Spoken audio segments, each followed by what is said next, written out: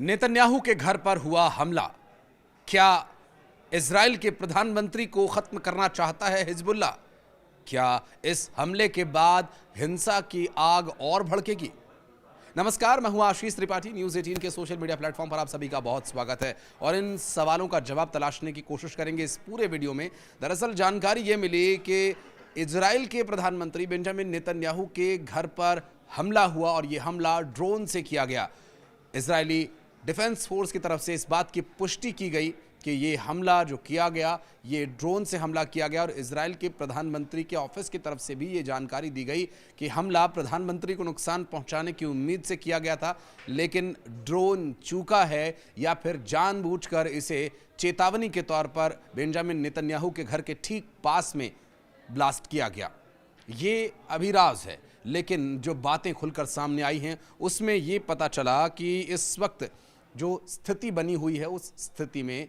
Benjamin Netanyahu के घर पर हमला किए जाने का सीधा सा जो अर्थ है वो है आईडीएफ को चुनौती देना। बताया जा रहा है कि भी ड्रोन से जो हमला किया गया प्रधानमंत्री बेंजामिन नेतन्याहू के सिजेरिया स्थित आवास को निशाना बनाकर किया गया था और चूंकि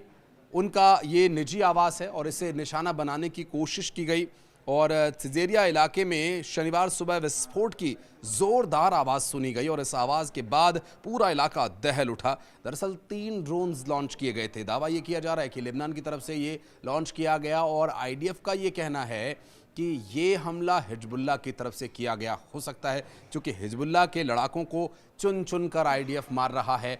बेंजामिन नेतन्याहू के निर्देशों पर। और आपको बता दें कि इजरायली सेना ने यह भी बताया कि ये ड्रोन जो एक इमारत से टकराया उसने इमारत को नुकसान पहुंचा और अभी तक इस पूरे मामले में किसी के घायल होने की कोई पुष्टि नहीं हुई है। और यरूशलेम पोस्ट रिपोर्ट के मुताबिक सिजेरिया में ड्रोन हमले के समय ही तेल अवीव में भी सायरन की आवाज़ सुनाई दी थी।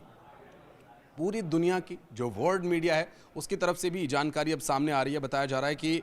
शनिवार सुबह दागे गए ड्रोन में एक सिजेरिया में प्रधानमंत्री नेतन्याहू के निजी आवास को निशाना बनाने के लिए ये सोशल मीडिया पोस्ट के माध्यम से दावा किया गया। दरअसल बेंजामिन नेतन्याहू के घर का एक हिस्सा जो इसकी चपेट में आया और आईडीएफ ने बताया कि 2 ड्रोन्स और भी लॉन्च किए गए थे जिन्हें रोक दिया गया और इसके चलते गिलोड सैन्य अड्डे पर अलार्म्स बजने लगे और इसके बाद में सेना ने बताया कि ये ड्रोन क्षेत्र में नहीं थे और शनिवार सुबह ये हमला किया गया था। इस वक्त जो परिस्थितियां बनी हुई हैं जिसमें इजराइल लगातार हिजबुल्लाह के लड़ाकों को, उनके आतंकियों को ढूंढ ढूंढ कर मार रहा है और ईरान के साथ एक मोर्चे पर युद्ध चल रहा है और एक तरफ हिजबुल्लाह के साथ उनका जो पुराना विवाद है उस विवाद को ख़त्म करना और आतंकवाद को ख़त्म करना। दावा इजराइल की तरफ से बार बार यही किया जाता है, लेकिन 7 मोर्चों पर लड़ाई लड़ने का दावा करने वाली इजरायली सेना क्या अपने प्रधानमंत्री को सुरक्षित नहीं रख पा रही है? सवाल ये भी अहम है। ये इसलिए भी अहम हो जाता है क्योंकि ये जो ड्रोन का हमला हुआ इस ड्रोन को बहुत नज़दीक प्रधानमंत्री आवास के पाया गया और यदि ये ड्रोन इस हमले में कामयाब हो जाता तो क्या इजराइल की तस्वीर बदल जाती?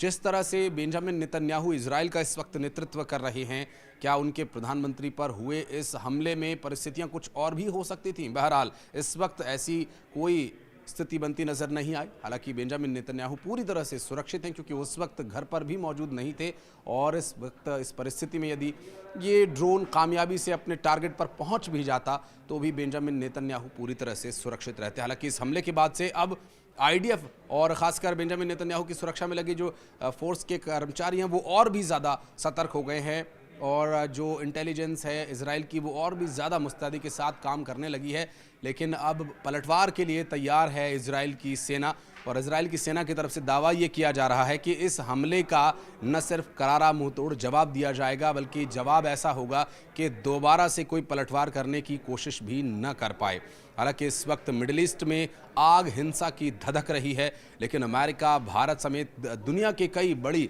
जो पावर हैं उनका ये प्रयास बार बार रहा है कि वो शांति स्थापित करें।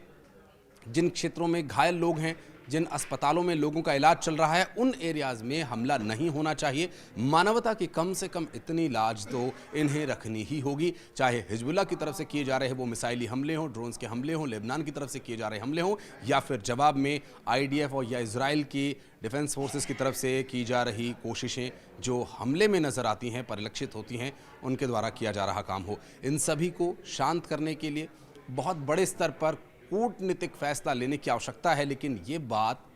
क्या वो बड़े देश समझ नहीं पा रहे जो इसमें मध्यस्थता कर सकते हैं, या फिर इजराइल और हिजबुल्लाह, लेबनान, ईरान अपनी अपनी चला रहे हैं। बहरहाल अब इन परिस्थितियों से निकल पाना कितना चुनौतीपूर्ण है और ये परिस्थितियां आखिर कहां जाकर अंत होती दिखाई दे रही हैं, इस बारे में अगर आप कुछ कहना चाहते हैं तो कमेंट सेक्शन में आके आप अपनी राय रख सकते हैं। नेतन्याहू के घर पर हुआ हमला, क्या इजराइल के प्रधानमंत्री को खत्म करना चाहता है हिजबुल्लाह? क्या इस हमले के बाद हिंसा की आग और भड़केगी? नमस्कार, मैं हूं आशीष त्रिपाठी। न्यूज़ 18 के सोशल मीडिया प्लेटफॉर्म पर आप सभी का बहुत स्वागत है और इन सवालों का जवाब तलाशने की कोशिश करेंगे इस पूरे वीडियो में। दरअसल जानकारी ये मिली कि इजराइल के प्रधानमंत्री बेंजामिन नेतन्याहू के घर पर हमला हुआ और ये हमला ड्रोन से किया गया। इजरायली डिफेंस फोर्स की तरफ से इस बात की पुष्टि की गई कि ये हमला जो किया गया ये ड्रोन से हमला किया गया, और इजराइल के प्रधानमंत्री के ऑफिस की तरफ से भी ये जानकारी दी गई कि हमला प्रधानमंत्री को नुकसान पहुंचाने की उम्मीद से किया गया था, लेकिन ड्रोन चूका है या फिर जानबूझकर इसे चेतावनी के तौर पर बेंजामिन नेतन्याहू के घर के ठीक पास में ब्लास्ट किया गया। ये अभी राज है, लेकिन जो बातें खुलकर सामने आई हैं उसमें ये पता चला कि इस वक्त जो स्थिति बनी हुई है उस स्थिति में बेंजामिन नेतन्याहू के घर पर हमला किए जाने का सीधा सा जो अर्थ है वो है आईडीएफ को चुनौती देना। बताया जा रहा है कि भी ड्रोन से जो हमला किया गया प्रधानमंत्री बेंजामिन नेतन्याहू के सिजेरिया स्थित आवास को निशाना बनाकर किया गया था, और चूंकि उनका ये निजी आवास है और इसे निशाना बनाने की कोशिश की गई और सिजेरिया इलाके में शनिवार सुबह विस्फोट की जोरदार आवाज़ सुनी गई और इस आवाज़ के बाद पूरा इलाका दहल उठा। दरअसल 3 ड्रोन्स लॉन्च किए गए थे। दावा ये किया जा रहा है कि लेबनान की तरफ से ये लॉन्च किया गया और आईडीएफ का ये कहना है कि ये हमला हिजबुल्लाह की तरफ से किया गया हो सकता है, क्योंकि हिजबुल्लाह के लड़ाकों को चुन चुन कर आईडीएफ मार रहा है बेंजामिन नेतन्याहू के निर्देशों पर। और आपको बता दें कि इजरायली सेना ने यह भी बताया कि ये ड्रोन जो एक इमारत से टकराया उसने इमारत को नुकसान पहुंचाया, और अभी तक इस पूरे मामले में किसी के घायल होने की कोई पुष्टि नहीं हुई है। और यरूशलेम पोस्ट रिपोर्ट के मुताबिक सिजेरिया में ड्रोन हमले के समय ही तेल अवीव में भी सायरन की आवाज़ सुनाई दी थी। पूरी दुनिया की जो वर्ल्ड मीडिया है उसकी तरफ से भी जानकारी अब सामने आ रही है। बताया जा रहा है कि शनिवार सुबह दागे गए ड्रोन में एक सिजेरिया में प्रधानमंत्री नेतन्याहू के निजी आवास को निशाना बनाने के लिए ये सोशल मीडिया पोस्ट के माध्यम से दावा किया गया। दरअसल बेंजामिन नेतन्याहू के घर का एक हिस्सा जो इसकी चपेट में आया, और आईडीएफ ने बताया कि 2 ड्रोन्स और भी लॉन्च किए गए थे जिन्हें रोक दिया गया, और इसके चलते गिलोड सैन्य अड्डे पर अलार्म्स बजने लगे और इसके बाद में सेना ने बताया कि ये ड्रोन क्षेत्र में नहीं थे और शनिवार सुबह ये हमला किया गया था। इस वक्त जो परिस्थितियां बनी हुई हैं जिसमें इजराइल लगातार हिजबुल्लाह के लड़ाकों को, उनके आतंकियों को ढूंढ ढूंढ कर मार रहा है, और ईरान के साथ एक मोर्चे पर युद्ध चल रहा है और एक तरफ हिजबुल्लाह के साथ उनका जो पुराना विवाद है उस विवाद को ख़त्म करना और आतंकवाद को ख़त्म करना। दावा इजराइल की तरफ से बार बार यही किया जाता है, लेकिन 7 मोर्चों पर लड़ाई लड़ने का दावा करने वाली इजरायली सेना क्या अपने प्रधानमंत्री को सुरक्षित नहीं रख पा रही है? सवाल ये भी अहम है। ये इसलिए भी अहम हो जाता है क्योंकि ये जो ड्रोन का हमला हुआ, इस ड्रोन को बहुत नज़दीक प्रधानमंत्री आवास के पाया गया, और यदि ये ड्रोन इस हमले में कामयाब हो जाता तो क्या इजराइल की तस्वीर बदल जाती? जिस तरह से बेंजामिन नेतन्याहू इजराइल का इस वक्त नेतृत्व कर रहे हैं, क्या उनके प्रधानमंत्री पर हुए इस हमले में परिस्थितियां कुछ और भी हो सकती थीं? बहरहाल इस वक्त ऐसी कोई स्थिति बनती नजर नहीं आई। हालांकि बेंजामिन नेतन्याहू पूरी तरह से सुरक्षित हैं क्योंकि उस वक्त घर पर भी मौजूद नहीं थे, और इस वक्त इस परिस्थिति में यदि ये ड्रोन कामयाबी से अपने टारगेट पर पहुंच भी जाता तो भी बेंजामिन नेतन्याहू पूरी तरह से सुरक्षित रहते। हालांकि इस हमले के बाद से अब आईडीएफ और खासकर बेंजामिन नेतन्याहू की सुरक्षा में लगे जो फोर्स के कर्मचारी हैं वो और भी ज़्यादा सतर्क हो गए हैं, और जो इंटेलिजेंस है इजराइल की वो और भी ज़्यादा मुस्तैदी के साथ काम करने लगी है। लेकिन अब पलटवार के लिए तैयार है इजराइल की सेना, और इजराइल की सेना की तरफ से दावा ये किया जा रहा है कि इस हमले का न सिर्फ करारा मुंहतोड़ जवाब दिया जाएगा, बल्कि जवाब ऐसा होगा कि दोबारा से कोई पलटवार करने की कोशिश भी न कर पाए। हालांकि इस वक्त मिडिल ईस्ट में आग हिंसा की धधक रही है, लेकिन अमेरिका, भारत समेत दुनिया के कई बड़ी जो पावर हैं उनका ये प्रयास बार बार रहा है कि वो शांति स्थापित करें।